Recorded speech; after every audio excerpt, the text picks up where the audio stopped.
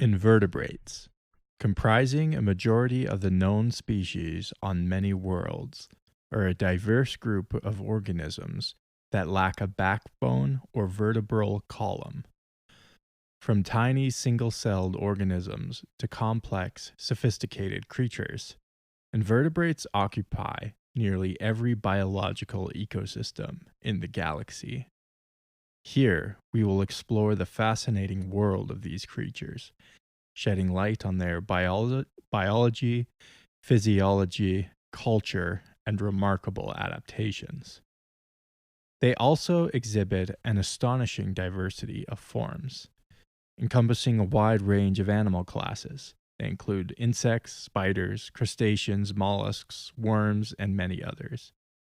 The insect class alone contains an infinite number of species. They have successfully colonized diverse habitats, from the depths of the ocean to the highest mountaintops, from arid deserts to humid rainforests. Invertebrates have evolved an incredible array of adaptations that allow them to thrive in their respective environments. They display various body structures, such as segmented bodies, exoskeletons, and soft body forms. These adaptations provide advantages such as protection, efficient locomotion, and specialized sensory organs.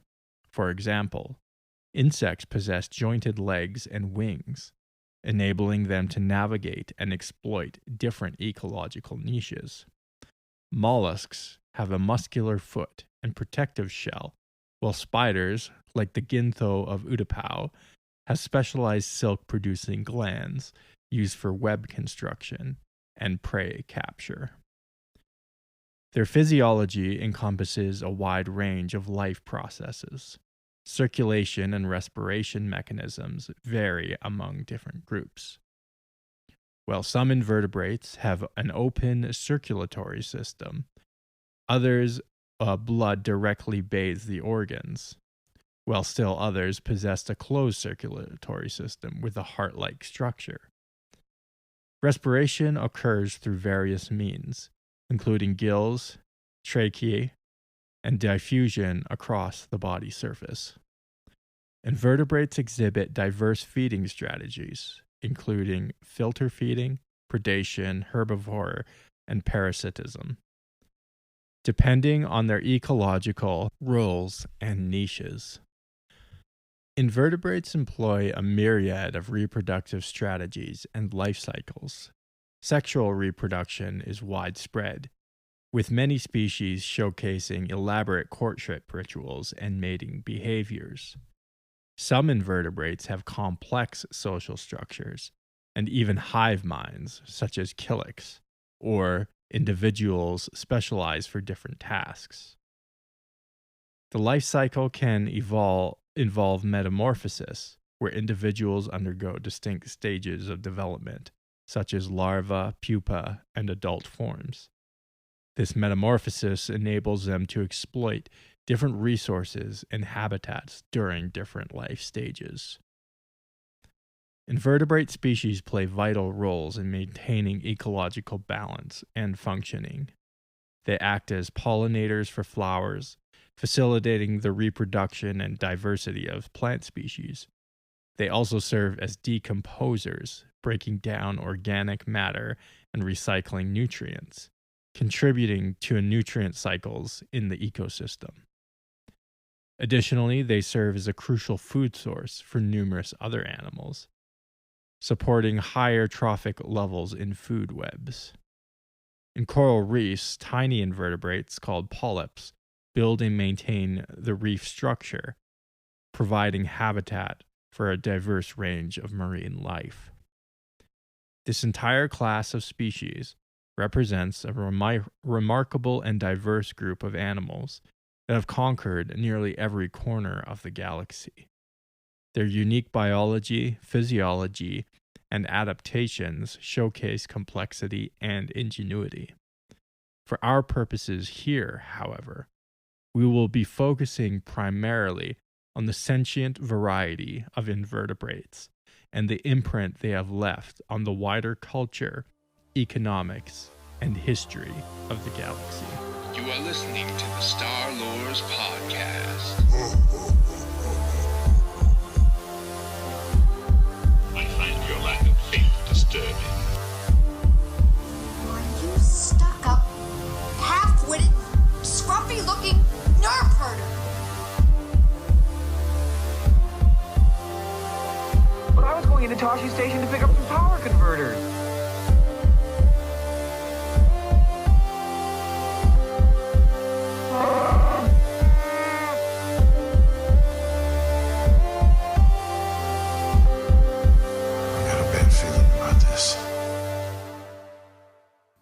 Midi-chlorians.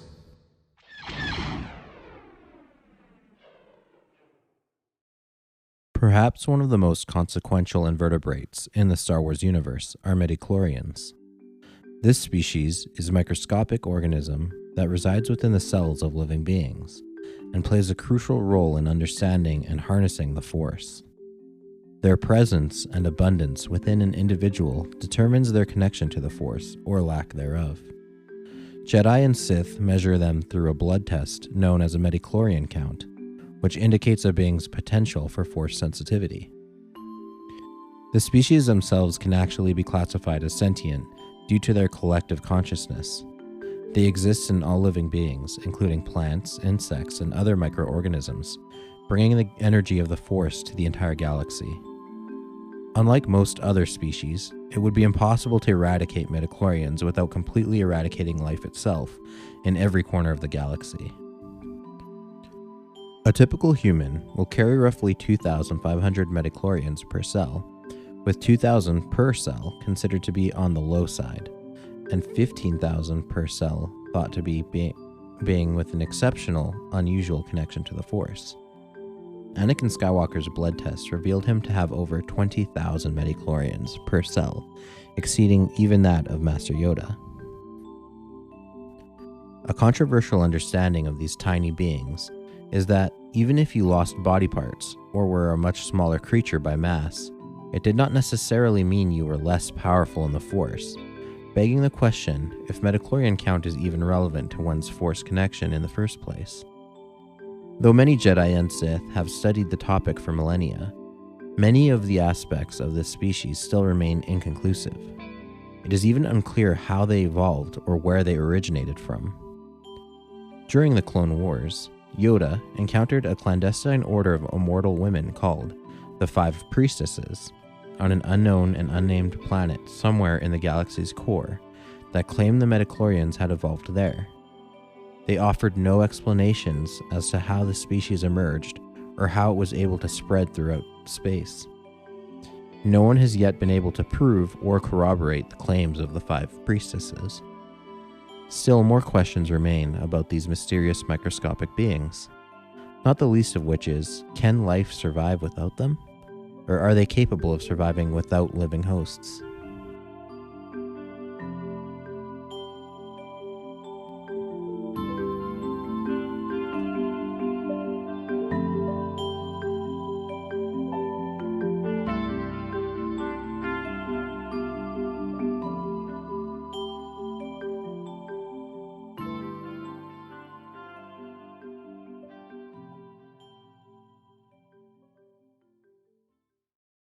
The Salvax.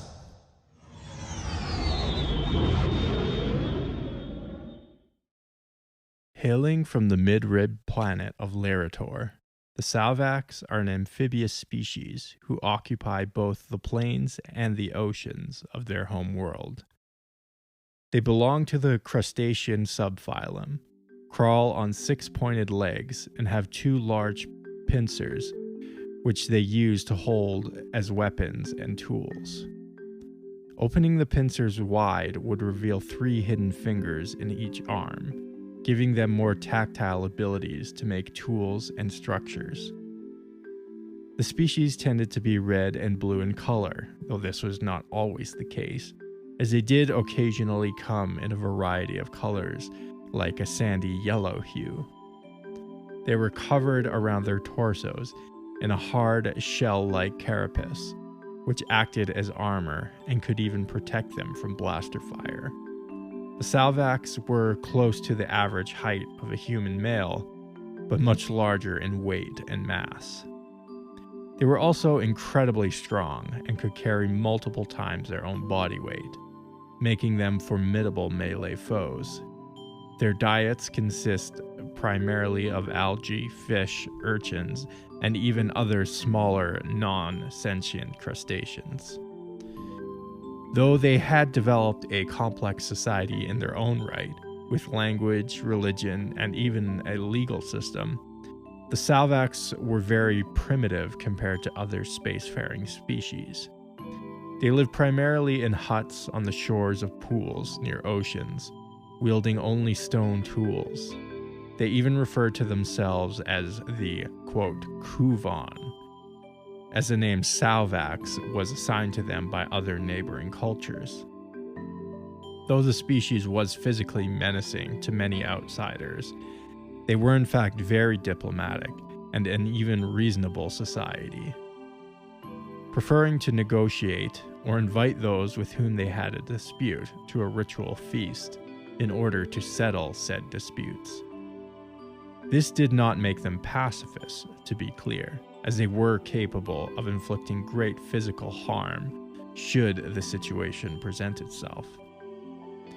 The crustaceans had a complex language, and many were even able to become fluent in Galactic Basic. Unlike many non-advanced civilizations, they had almost no fear of technology, and were even able to learn how to use Republic devices. In their deep past, there is a legend that the Sith encountered them, but were overcome by the Salvax. There is corroborating evidence for this, as ancient Sith artifacts have been found on Lerator, but the details of their engagement with the native peoples are murky at best. The plains of the world were very fertile and highly desirable as an agricultural colony for the Republic. The Salvax were open to this, so long as humans did not interfere in their way of life. They ultimately settled on a treaty called the Settlement Pact. The agreement stated that humans were not allowed to encroach upon or even visit native villages. However, according to the pact, the Salvax could visit the human settlements. This is where they traded, learned from, and built relationships with humans. Human-Salvax relations have remained amicable and peaceful for the vast majority of their history, with the small exception of a failed attempt to create a false flag attack, which was orchestrated by a Sith adept named Rhinala. Ultimately, the sabotage was a failure, and the two species continued to live in harmony with one another.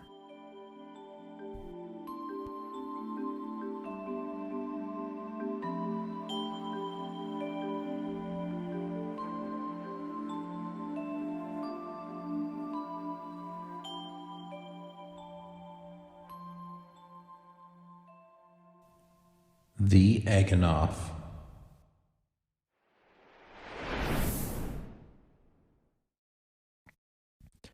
This species possesses a truly unique and bizarre anatomy. While not officially classified as insects, their vaguely insectoid appearance sets them apart. They have long, gelatinous bodies with amorphous properties and propel themselves using small tendrils that double as legs. Additional tendrils function as sensory organs or feelers. Olfactory stalks, resembling mushroom-like growths, extend from their lower backs, providing them with an exceptional sense of smell for navigating their subterranean homes. The Eganoff lack a true head, but have jointed segments and large bony claws on each end of their body for hunting and defense. They are distinguished by segment length and their relation to other aspects of their elongated bodies.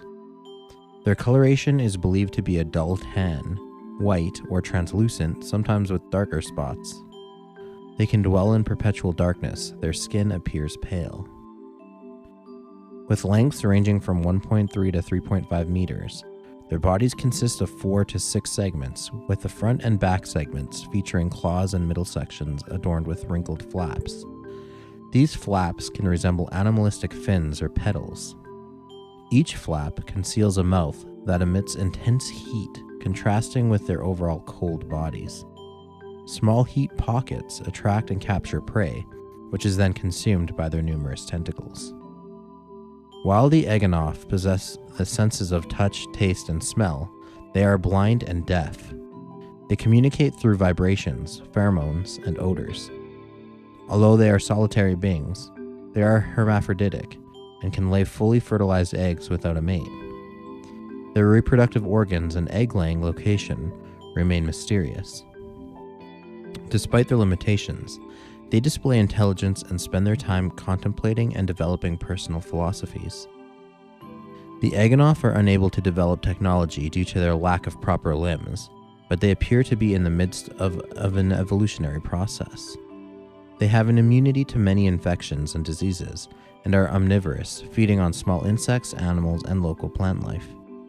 They live on Kurus 3, alongside other sentient species, if not primitive species, but their isolated nature prevents that formation of communities, societies, and governments, economies, or religions. Their lifespan is unknown, but likely longer than average. They are a peculiar invertebrate with a unique anatomy, possessing extraordinary senses, communicating in unconventional manners, and have developed a complex worldview and cognitive reasoning. Despite their limitations, they thrive in their subterranean environment and coexist with other species on Kurus 3, living solitary lives and feeding on a diverse diet. Their mysterious nature and philosophical inclinations set them apart from other sentient beings in the galaxy.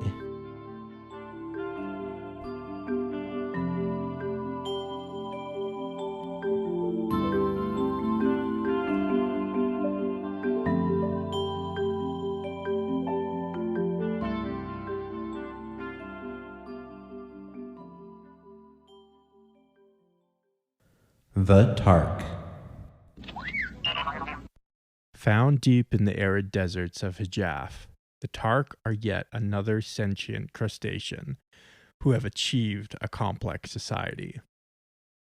Unlike other creatures in their phylum, they do not require access to water and can go for weeks without hydration, as they have adapted over many thousands of generations to the desert. They have 6 limbs, yet are bipedal, with 2 arms which bear 3-digit hands, and 2 lower arms that have large and dangerous pincers, making them unwieldy foes in hand-to-hand combat. Not unlike other sentient crustaceans like the salvax, they wear a chitinous exoskeleton, which provides excellent protection against attack and has the added benefit of regulating their internal body temperature. The Tark are primarily, if not exclusively, carnivorous, and never develop the lips, teeth, or tongues, instead using the hollow spikes inside of their mouths which inject their food with a semi-acidic saliva, which breaks down raw meat and then absorbs the nutrients, negating the need for a stomach.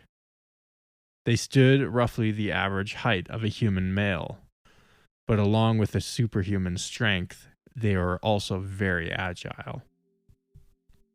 Tark society was advanced and spacefaring, though they were extremely isolationist, rarely venturing beyond the borders of the Hijaf system. They almost never interacted with the wider galaxy, and because of their physiology, they lacked a tongue and lips. They were incapable of speaking Galactic Basic and most other languages, making it difficult to build deep economic ties with other civilizations. The dialect they spoke amongst themselves consisted of a series of clicks and clacks they made with their mouth. Hijaf was the only planet that carried a sentient life in the system and was the center of their society. But they did colonize other planets and moons, mostly for the purpose of resource extraction. What little interaction there was with the outside galaxy, they were perceived as cold and emotionless. But this perception was perhaps a misnomer, as the Tark viewed emotion as something sacred and should only be shown to one's closest confidants. The political system of the species was something of like a constitutional monarchy, with the supreme leader, or Kedek as they were called, at the head, and a council of 3 continental leaders, subservient to the Kedek. These 3 leaders represented the 3 main continents of Hejaf, and they had the obligation to overthrow the Kedek with their personal armies should he ever violate the constitution. It was very hierarchical, where an individual's place in society was more or less set in stone. The Tark are highly xenophobic and forbade interactions with outsiders, viewing the protection of their society and culture paramount above all else. They were not imperialistic in the slightest, however, choosing to keep their borders constrained to the Hejaf system, though others viewed them with suspicion and fear because of how they fought their wars, as they often employed a scorched earth policy, showing no mercy. Wars were rare, though, choosing only to engage if they deemed it absolutely necessary, and would seek to avoid it if they could.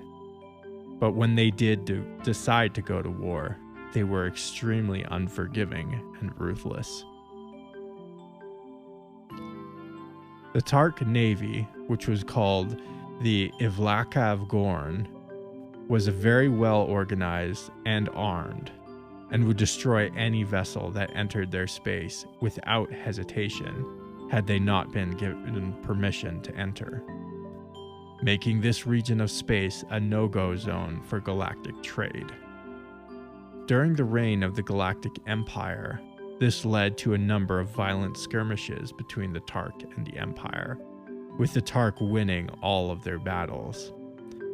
As it was a somewhat inconsequential region of space, the Empire never put enough resources and effort into conquering them prior to its demise, though they may have had they won the civil war against the Rebel Alliance. Very few interactions with the species ever occurred, though on very rare occasion, one will run into an outlawed or excommunicated Tark who illegally fled their home system. In the outside, they often work for organized crime as bounty hunters, bodyguards, and assassins.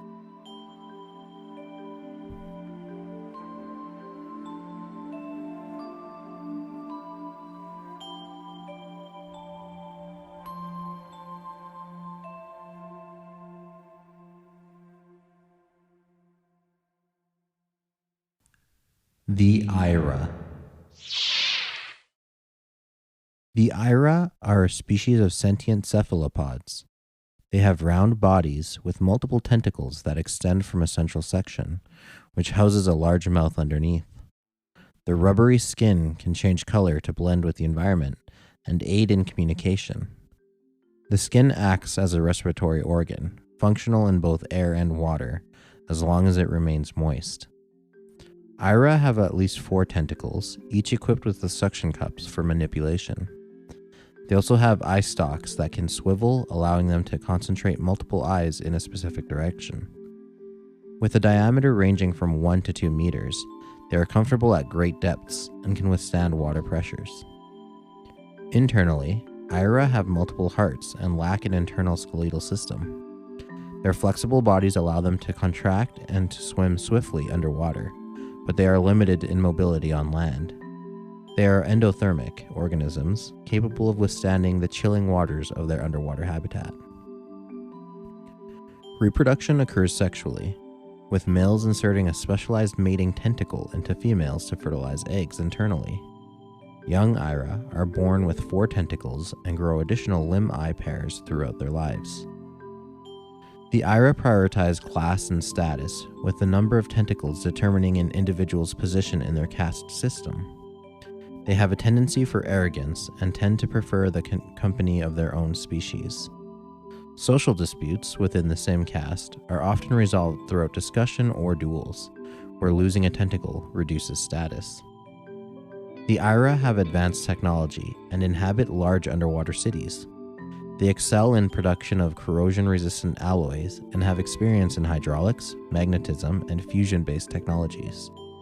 They have also developed spacecraft designed for aquatic beings and utilize an atmosphere thick with water vapor to breathe in space.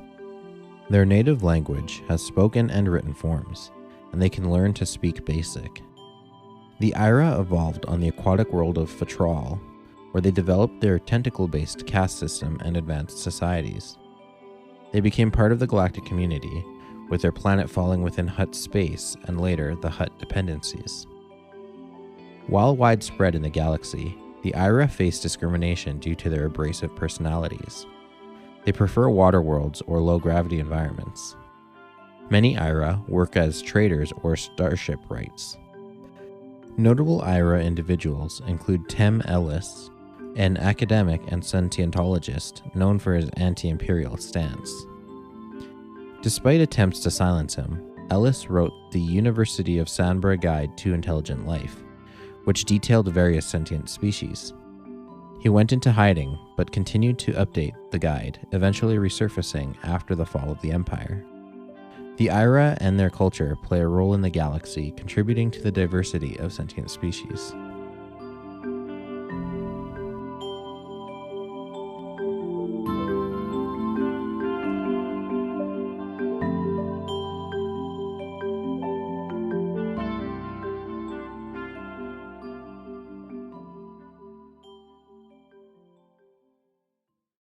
Parwans. Parwans were an intelligent species that originated from the planet Parwa. They possessed a slender and towering physical form, characterized by their arms terminating in hands with 3 fingers. Additionally, they had 4 dangling appendages on their own bodies. Their heads were reminiscent of mushrooms and featured a total of 3 eyes. One of the most distinctive aspects of Parwan physiology was their gas-filled body, which allowed them to effortlessly navigate through the air. They could anchor themselves to the ground using their tentacles and arms. In addition to their unique composition, the species emitted a powerful electronic field that cracked with energy generated within their bodies. This natural ability endowed them with a remarkable tolerance for electric currents and various fluids, albeit with variations based on their individual blood types. During the Clone Wars, a Parwan bounty hunter named Daron was active and famous for his skills. He participated in a renowned competition called The Box, which took place within an arena. To gain an advantage, Daron utilized a specialized serum that enabled him to pass through ray shields. Interestingly, this serum had a toxic effect on other species, adding to Daron's own strategic prowess. The Parwan's extraordinary abilities and unique physical attributes made them a remarkable species in the galaxy. Their gas-filled bodies and proficiency in electrical fields set them apart, while individuals like Daron demonstrated their exceptional talents in the field of bounty hunting during a time of conflict and upheaval.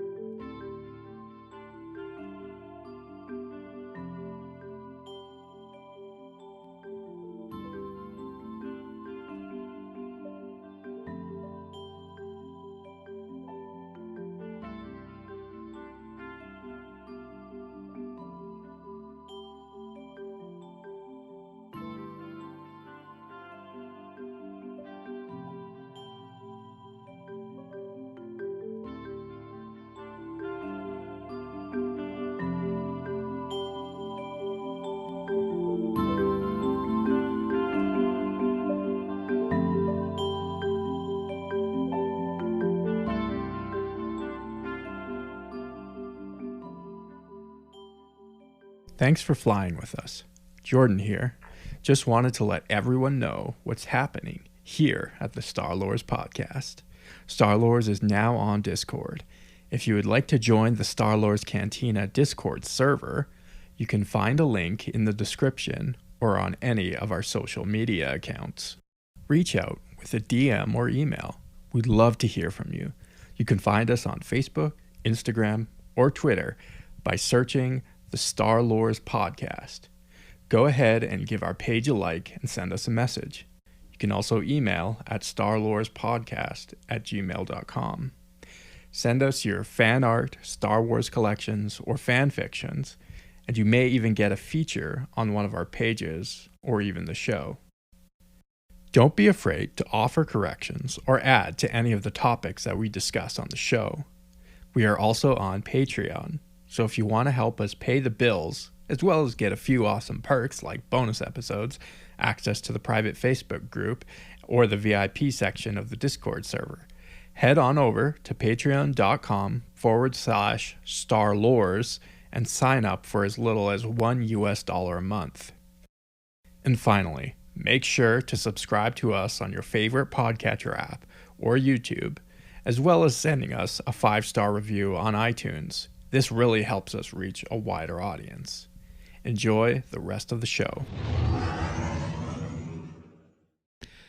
Welcome aboard the Millennial Falcon. This is Jordan. And this is Christian. And we are here on a safari on the planet of Lerator, just observing the native population, the Salvax, and their native habitat. We have to be very quiet and channel our inner Attenborough. Yeah, they don't like it when we get too close. Anyways, today we are talking about sentient invertebrates. So before we get into anything, let's just talk about our definitions here. Because it's a little tricky trying to figure out what species to include and not to include. So some of my heuristics were, I figured, so first of all, with insectoids, I was reading on Wikipedia, there was a section that said they're not considered to be part of the invertebrate category. Which here in our world, they are invertebrates. So that was a little confusing. But also there's plenty of insectoid like species that are sentient that they could warrant their own episode. So for that reason alone, I just decided to exclude them. Yeah. Because we could discuss them entirely on a different episode. Not the least of which is like the Killics and what was some other ones like the Geonosians. They're and some of them it's kind of weird because they might be insectoid and they may or may not have spines. It's without getting our hands on a body and actually cutting them open ourselves. They look like they might have a spine externally, but so this is also the other thing is like the Tark, for instance, are bipedal, which that's typically associated with something with a spine, but it's also a crustacean. Mm-hmm. And as far as we know here on Earth, there's no crustaceans with spines. Yeah. So that's why I'm saying it's a little tricky. People can debate us on that. Also, I did want to say I was trying to we're trying to confine this category.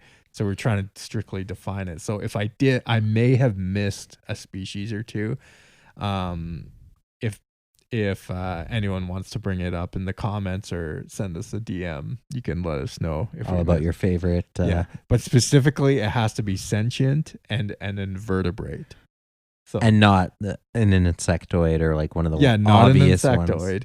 And we were also Christian and I were also discussing cephalopods. Yeah, because there are also definitely cephalopods who are vertebrates in the Star Wars, but not in real life. Yeah. So, but sentient cephalopods could also get their own episode. Yeah, so stay tuned for that. So if we miss like a cephalopod race, just wait. Yeah, your time is coming. Yeah, exactly. So anyways, just get all that out of the. Also, something about plant plant-based species. Oh or- yeah. There's also a number of sentient botanical species, which again could be another interesting episode, which I'd like to dive into. And I guess that would be an invertebrate as well. Yeah, right. They don't have a spine. They don't have a spine, or they might, because again, it's Star Wars, and Yeah. they may have a spine, and we just don't know. Yeah, the rules may be different here. So Yeah, so bear with us if you're a biologist. We're doing our best Yeah. with the tools we're given. yeah, I'm trying to stick within like sort of a defined category, but it is a little difficult and tricky. Actually, even to be fair, even in like the real world, like biology, there's It's not always clean cut either. Yeah, there's a lot of species that are kind of straddle Sit the in lines different of worlds. Yeah, exactly. Enter the platypus. yeah, Precisely. precisely. Before you move on from that, real quick on botanical species, just remind me in the future when we get to that episode. Are you a vegetarian if you kill and eat a sentient botanical That's based right. creature? Okay, that's all. Yeah, We'll revisit that question in the future. yeah. What are the ethics of eating plants? Do they feel pain? Do they scream? Yeah. Anyways, okay. So, one of the first ones we discussed here was midichlorians, a much debated topic. Yeah, we've even touched on it. I can't remember if it was in a microbiology episode Yeah, I think we've talked or a about force episode, but yeah, We've definitely talked about them before. I thought they were. It's worth bringing them up again. They are pretty. they are consequential. classified as Yeah, and they are like, I guess, a sentient being. So I did want to include them. Also, interesting sort of back story with midichlorians is, from what I was reading, is actually for them to be like this scientific explanation of the Force, midichlorians, was actually always George Lucas's plans. And he just didn't really have time to have like a good explanation of it in the original films. Yeah. So he sort of like weighted on it. he resorted more to like the mystical explanation of the Force rather than like the scientific biological explanation. Right. And so that's a lot of the reason why it didn't come in till the prequel trilogy. It was always what he wanted to do. But a lot of people wanted him to go back to the mystical. to that more, I don't know, esoteric explanation of the Force, and then this like materialist explanation. And now we've spawned two philosophies Yeah. within reality. That's right. Yeah. Pro and anti-midichlorianists. Yeah. And obviously midichlorians are pretty controversial even to this day. I think. I think the consensus is most people aren't a big fan. Begrudgingly acceptance, I think, is what it's kind of. And they've muckied it up a bit enough that people, like, it's not really well defined as to, it's not a hard and fast rule measuring power levels or the number of midichlorians you have. They're very loose rules around that, so it gives them an exit too. And so that's kind of also kind of silly, maybe cop out a little bit, like from what I was reading, it's like, midichlorians are super important. Like your midichlorian count is super relevant to how powerful you are in the Force. But it also doesn't really matter how many midichlorians you actually have. You can be super powerful in the Force anyway. Yeah. So it's just like, it seems like there's some flip-flopping in the writing. There isn't like they haven't agreed upon what midichlorians are and what they do. Yeah. So, a lot of these species, actually, which was kind of interesting and I think is cool, especially with like the Salvax and the Tark, is they're actually like made for role-playing games. And that's where these species were started. And in the like role-playing books, I found a couple of them on archive.org. And I was flipping through it, and it actually has like a pretty sweet backstory. And like, it's like the perfect template for if you wanted to do like some fan lore, like you wanted to write some of your own stuff, because most of them are separated enough from like the wider galaxy that they don't interfere with the main storylines. Right. And then, but they also have like their own culture, their own biology and physiology, and I think it's actually like pretty sweet, and like a lot of people could kind of run with these. I especially like the Tark. They're kind of a very. It seems like it's like a very well developed society. Yeah. That is like kind of distinct enough from the rest of galactic society. You know what I mean? But they're also like civilized and intelligent. Yeah. Another big thing is I didn't include the Hutts. Now we've already had a Jabba the Hutt episode, which we dive into like a lot of the Hutt species. So you can just it's episode 22. I think we've delved into the Hutts a couple other times. Yeah. Again, another thing we could do an entire episode Just on the Hutt species. Yeah. So obviously, like really, the Hutts are in terms of sentient invertebrates, they have the most material, bar none, right? Yeah. Like that's like the. But we're just acknowledging that yes, they fit in this category. No, we didn't talk about them specifically. I wanted to talk about more of the smaller niche stuff that we don't really hear about. Like, we'll have plenty of time to delve into Hutts. Yeah. Like, so just throwing that out there. So, and what was this other? There's also this other important, the Jaffa. A cephalopod. But it's unclear whether they're invertebrates or not. Yeah. They're described as like, and even there's pictures of it. Comes from one of the Star Wars comic books. And they are categorized as cephalopods. And they look pretty much like an octopus. But the category of cephalopod broadly doesn't necessarily specify whether or not you have a spine. Now the Jaffa themselves don't appear to have a spine. They very much look like just an octopus transposed into the Star Wars galaxy. Yeah. And yeah. Yeah, it's always tough to do like these sort of categories. Again, going back to this, like, because we could also do like species that only have like water habitats, you know. We could, and that could be it just depends how you want to cut the cake. That's right. Yeah. So we could do that, and that would be a ton of different species, obviously, like the Ithorians or the Mon Calamari or whatever. There's like a lot of those species. When I can't remember if we did, it was one of the review comic book episodes, but Skidged Vrescott, if that name is familiar to you or any of our listeners. He was the Jaffa crime lord from one of the Alan Moore comics. I forget which the title was. I'm looking for it right now. Okay. The Dark Lord's Conscience. I don't think maybe that was you and Sam. Yeah. Yeah. But yeah, so we did touch on this character in the past, just to draw a little more